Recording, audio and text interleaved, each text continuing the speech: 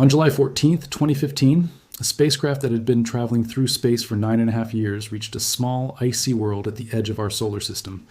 And for about 24 hours, nobody on Earth actually knew whether it had survived the encounter. New Horizons had no way to slow down, no way to enter orbit, and no way to correct course if anything went wrong during its closest approach to Pluto. It simply had to fly through, gathering everything it possibly could in a matter of hours, then signal home afterward to confirm it was still alive. Those images, and the ones the spacecraft captured 4 years later at a much smaller, stranger world called Arrokoth, represent something genuinely permanent in the history of human exploration. They are, right now, and almost certainly for the rest of our lifetimes, the only close-up images humanity will ever have of either place. No other mission is funded, no other spacecraft is currently built or scheduled to go back. This is the real story of what New Horizons actually captured at Pluto and Arrokoth, why these specific images are likely to remain the final word on both worlds for decades to come, and what it took just to get them home. I'm your host, and this is your channel. If you want the real science behind the biggest achievements in space exploration, subscribe now, because we're just getting started. To understand why these particular images carry the weight they do, you first have to understand just how long and how genuinely uncertain the road to capturing them actually was. New Horizons launched on January 19, 2006, riding an Atlas V rocket that gave it the fastest launch speed of any spacecraft in history up to that point, roughly 36,000 miles per hour, fast enough that it crossed the orbit of the Moon in just 9 hours, a trip that took the Apollo astronauts 3 days. Even at that extraordinary speed, reaching Pluto still took 9.5 years. The spacecraft swung past Jupiter in February 2007, using the giant planet's gravity for a speed boost, while also capturing detailed images of its moons, Io, Europa, and Ganymede along the way, before settling into a long, quiet cruise phase, spending most of the next several years in hibernation to conserve power and reduce wear on its systems, waking periodically for trajectory checks before finally beginning its active approach to Pluto in early 2015. At the time New Horizons launched, Pluto was still officially classified as the 9th planet in our solar system.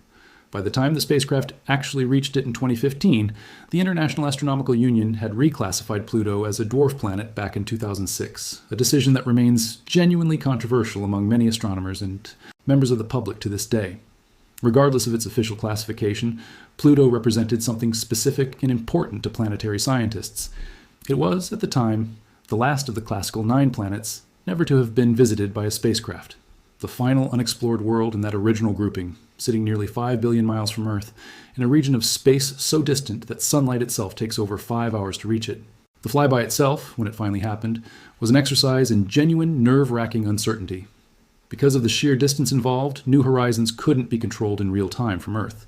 Signals took more than 4.5 hours to travel one way, meaning any commands sent during the critical flyby window would arrive, on a delay measured in hours, far too slow to respond to anything going wrong in the moment. The spacecraft had to execute its entire carefully choreographed sequence of observations autonomously, using pre-programmed instructions uploaded weeks in advance, threading a needle timed down to the second as it screamed past Pluto at over 30,000 miles per hour, close enough to capture surface detail down to roughly 270 feet per pixel in its best images, but too fast and too far from Earth to allow any last-minute corrections if something had gone wrong. For about a day following closest approach, the science team genuinely did not know if the spacecraft had survived. This wasn't dramatic exaggeration. Pluto's environment, including the possibility of undetected debris in its vicinity, posed a real, if statistically unlikely, risk to the spacecraft during its high-speed pass. When New Horizons finally phoned home, transmitting a confirmation signal back to NASA's Jet Propulsion Laboratory, the relief among the mission team was genuine and visible, captured in real time by news cameras covering the event. Alan Stern, the mission's principal investigator at the Southwest Research Institute, has described the entire encounter and its aftermath as one of the defining moments of his career, and it's easy to understand why. 9.5 years of travel, an entire professional life's worth of planning and advocacy to get the mission funded and built in the first place, all coming down to a single unrepeatable pass, through a region of space no human instrument had ever visited before. What the images revealed, once they finally began streaming back to Earth over the following months, transformed decades of assumptions about what a small, distant, icy world like Pluto should actually look like. Before New Horizons, the prevailing expectation among many planetary scientists was that a body this small and this far from the Sun would be geologically inert, a frozen, cratered, essentially dead world, its surface locked in place since the early solar system, with nothing left to actively reshape it. Pluto turned out to be nothing of the sort. The spacecraft's images revealed a genuinely varied, complex landscape, towering mountain ranges made of water ice, rising as high as 11,000 feet, vast glaciers of nitrogen ice slowly flowing across the surface, and, most famously, an enormous heart-shaped region of frozen nitrogen, now formally named Tombaugh Regio after Pluto's original discoverer, Clyde Tombaugh, spanning roughly 1,000 miles across the dwarf planet's surface. Even more surprising, portions of Pluto's surface showed remarkably few impact craters, direct evidence of genuinely recent and possibly still ongoing geological activity, resurfacing processes actively erasing the scars of ancient impacts in a way nobody had confidently predicted for a world this small and this cold. New Horizons didn't stop at Pluto itself either. The same flyby captured detailed images of Charon, Pluto's largest moon, revealing its own genuinely unexpected surface, including a massive dark reddish region at its northern pole that scientists nicknamed Mortar Macula, along with a network of deep canyons and cliffs, suggesting Charon, too, had experienced significant geological activity in its past. The mission also studied Pluto's 4 smaller moons, Styx, Nix, Kerberos, and Hydra, finding that they spin rapidly and somewhat chaotically, unlike most moons throughout the solar system, which typically settle into a stable, synchronized rotation, always presenting the same face to the body they orbit. Pluto, however, was never intended to be New Horizons' final destination. NASA had specifically designed the mission with a second phase in mind from the beginning, an extended journey deeper into the Kuiper Belt, the vast, distant region of icy bodies and dwarf planets extending well beyond Neptune's orbit. On January 1st, 2019, New Horizons reached that second target, a small, ancient object formerly designated 2014 MU-69, later given the official name Arrokoth, a word meaning sky in the Powhatan and Algonquian languages. At the time of the flyby, Arrokoth sat roughly 4 billion miles from the Sun, making it, at that moment, the most distant object any spacecraft had ever explored up close in the entire history of space exploration. Arrokoth turned out to be genuinely unlike anything New Horizons had encountered at Pluto, and its strangeness carried real scientific weight well beyond simple novelty. Early, lower-resolution images, captured immediately after the flyby, suggested a vaguely bowling pin-shaped object. As higher-resolution images continued arriving over the following days and weeks, transmitted slowly across the vast distance separating the spacecraft from Earth, the true shape became clear.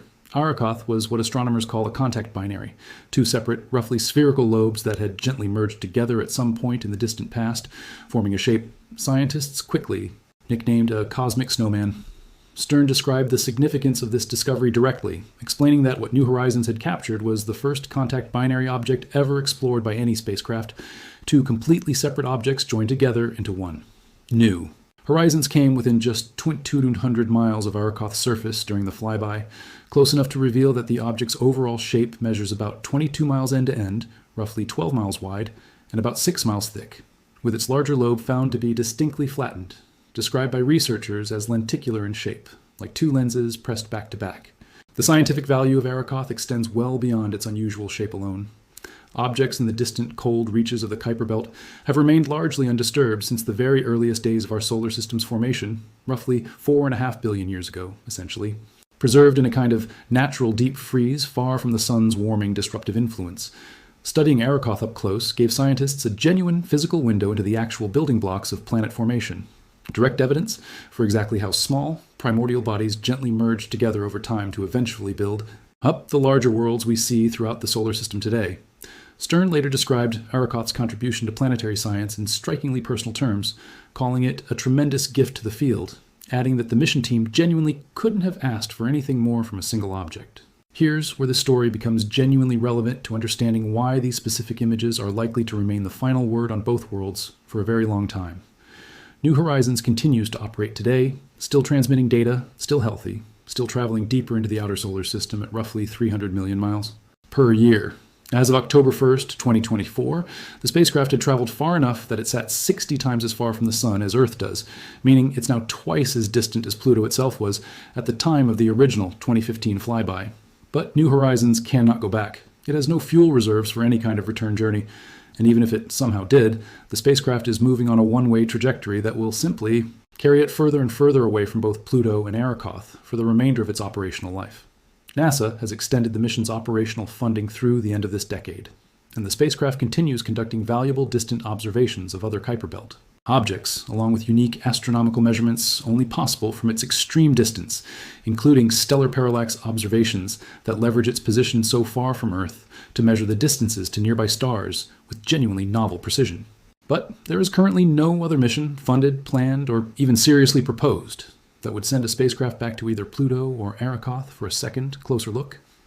Given the sheer distances and travel times involved, roughly a decade just to reach Pluto using current propulsion technology, and the enormous cost and complexity of designing, funding, and building an entirely new mission from scratch, a realistic return trip to either world would likely require decades of advanced planning, even under optimistic circumstances, assuming NASA or another space agency chose to prioritize it at all among many competing scientific priorities. That means the images New Horizons captured during those two brief, unrepeatable flybys in 2015 and 2019 aren't simply the best images humanity currently has of these worlds. Barring some genuinely unforeseen change in space exploration priorities and funding over the coming decades, they are very likely to remain the only images we ever have. There's also a more immediate and genuinely sobering layer to this story worth understanding honestly. Even New Horizons' own continued operation, gathering ongoing scientific data from deep within the Kuiper Belt as it travels, isn't guaranteed indefinitely. In 2025, reporting from the Planetary Society highlighted a genuine funding threat facing the mission, describing New Horizons as approaching what the organization characterized as a new threat to its continued operation, tied to broader budget pressures affecting NASA's planetary science programs. While the spacecraft itself remains physically healthy and fully capable of continuing its scientific work, its ongoing operation ultimately depends on sustained funding and institutional support, the same basic reality facing every long-running space mission once its primary objectives have already been achieved and its continued value has to be weighed against competing priorities for limited resources. It's worth taking a moment to sit with exactly what New Horizons still does today, because the mission's story didn't simply end once its two headline flybys were complete. Since departing Arrokoth, the spacecraft has continued its long journey deeper into the Kuiper Belt using its still functioning suite of instruments to conduct distant observations of dozens of other Kuiper Belt objects, gathering data on their brightness, their surface properties, and their orbital behavior from a vantage point no other instrument in human history has ever occupied. And the spacecraft has also turned its cameras and instruments back toward some of the more distant planets in our own solar system, capturing unique observations of Uranus and Neptune from an angle and distance impossible to achieve from anywhere closer to the Sun, data that researchers have said could meaningfully improve scientific understanding of both ice giants and potentially help inform how astronomers interpret similar planets discovered orbiting distant stars. And because of its extreme distance from Earth, New Horizons has been able to perform genuinely unique stellar parallax measurements, using the vast baseline created by its position far outside Earth's own orbit to measure the true distances to nearby stars with a level of precision simply unavailable to any instrument closer to home. A scientific bonus nobody could have easily achieved without a spacecraft already this deep into the outer solar system for other reasons entirely. It's worth sitting with what all of this actually means together, because it's genuinely rare in the history of exploration to be able to say with real confidence that a specific set of images represents something close to a permanent, unrepeatable record. Humanity has now visited every one of the classical 9 planets at least once, and Pluto, along with Arrokoth deeper still in the Kuiper Belt, represents both the final entries in that original list and quite possibly the final close-up look we will get at either specific world for the remainder of most of our lifetimes. The images New Horizons sent home aren't simply historically significant, they're functionally irreplaceable, gathered during 2 brief windows of a few hours each by a single spacecraft that can never go back, studying worlds so distant that even with modern propulsion technology, reaching them again would require a level of sustained institutional commitment and patience that has, so far, no confirmed successor mission behind it. So here is where this genuinely leaves things, honestly grounded entirely in NASA's own mission records and the direct, on-the-record statements of the scientists who led this effort. New Horizons launched in 2006, traveled 9.5 years to reach Pluto, and captured in a matter of hours during a single unrepeatable high-speed flyby images that fundamentally transform scientific understanding of what a small, distant, icy world could actually look like, revealing active glaciers, towering ice mountains, and a vast, heart-shaped plain that few researchers had predicted. 4 years later, it did something similar at Arrokoth, capturing the first contact binary object ever explored by any spacecraft and offering genuine physical insight into how planets themselves first began to form. The spacecraft continues operating today, deeper in the solar system than any of its predecessors, But it will never return to either world, and no confirmed future mission currently exists to take its place. These images are not simply the best pictures we have of Pluto and Arrokoth. For the foreseeable future, they are very likely the only ones we will ever have. If this kind of story is what you come here for, one grounded in exactly what NASA's own mission accomplished and what its own scientists have said, rather than exaggeration, hit subscribe and turn on notifications. Because there's a lot more of this remarkable mission story left to tell. Drop a comment telling me which of these images means the most to you, and share this with someone who still doesn't realize we may never see either of these worlds up close again.